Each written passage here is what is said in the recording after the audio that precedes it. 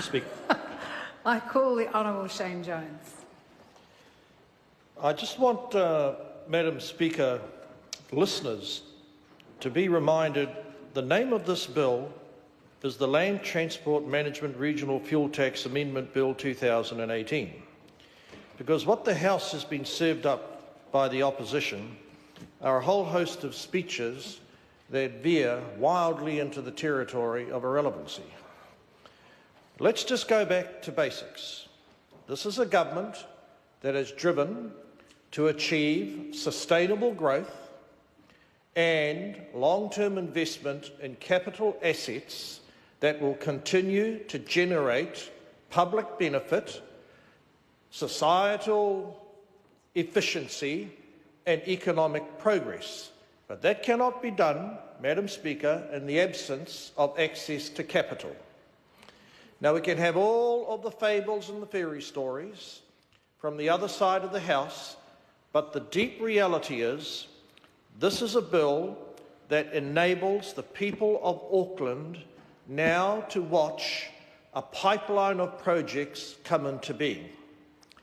Now, let's also remind ourselves about some of the arithmetic. Not these fictitious stories about Manurewa in South Auckland, strange and alien territory to the other side of the House. Not these fictitious stories about how this will disappear on pet projects. This contributes to the $28 billion, which is an amalgam of funding between the Auckland City Council and central government. It also enables Auckland's projects to be expedited. In actual fact, the origins of the Waterview Tunnel go a long way back before Stephen Joyce. That was the subject of great debate. In fact, I think my ministerial colleague, Mr. Twyford, would recall it was an item driven by a certain politician who had her office in Sandringham, and her name was Helen Clark. Unable, however, to secure any endorsement during that period of bleak history when Don Brash, for a mercifully short period of time, spread his baleful influence upon New Zealand society. Now, those days have long now since disappeared. 28 billion, the 150 million per year, enables the Council to drive through projects that have followed an open, democratic, transparent process. Of course, my lament is that we need to see a similar level of lucidity in other regions around New Zealand, but I've been assured by the Senior Transport Minister such pleasure awaits us. Now, let's carry on, because it's important that listeners realise we must not fall victim to scaremongering, half-baked truths. There is no way that Auckland can unlock its potential unless it can move goods and services and people around. And as the projects grow in terms of public service transport, more people, indeed, like my good self, for a period of time when I wasn't in the tropics, I was in Auckland. I was a regular user of the train service, and I abandoned the car. And we need to see more of that. And if it's good enough for a 58-year-old Dalmatian Maori from Kaitaia to catch the train, I spread the pleasure. But that pleasure is not accessible in the absence of pūtea to actually fund these issues. Now, let's just continue.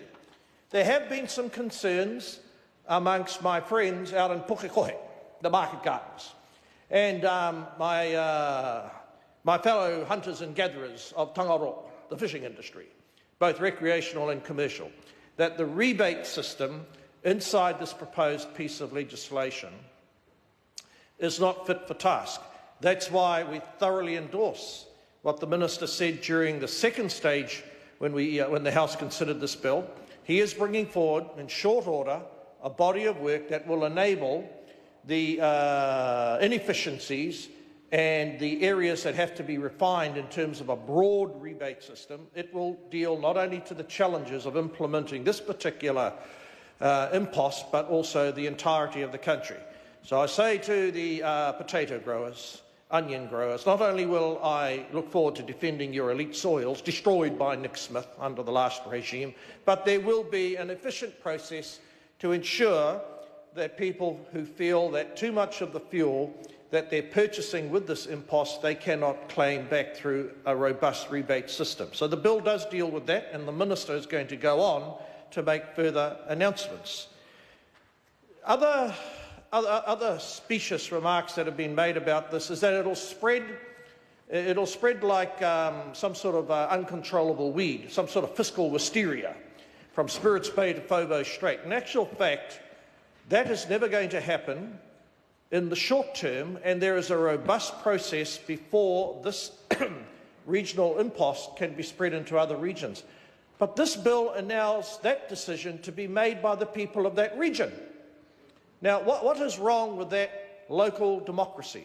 What is wrong with that participatory democracy?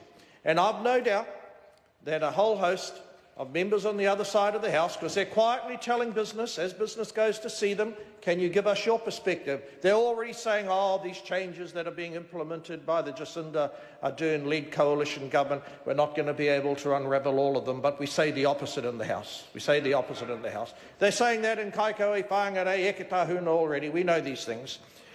So it is wrong for the myth to be perpetuated that this is an impost that will travel indiscriminately around the regions. There is a robust process for the current impost to be spread, and so it should be. It should be tested.